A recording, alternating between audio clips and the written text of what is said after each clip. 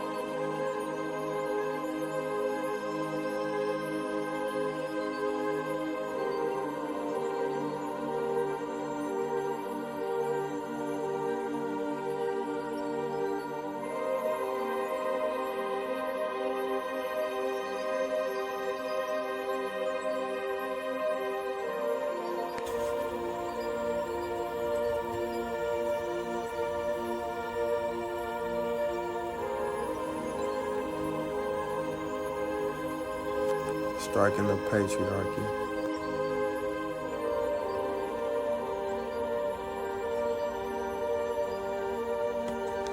You see it, matriarchs rising. You see it. You see the woman in the background tearing it up. You see it.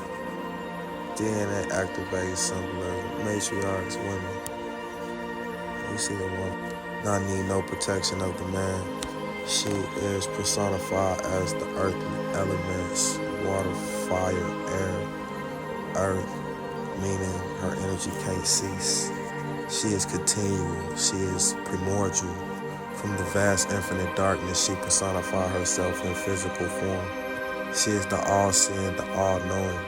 This symbolism and the literary attached to it is swept under the rug and left a mystery.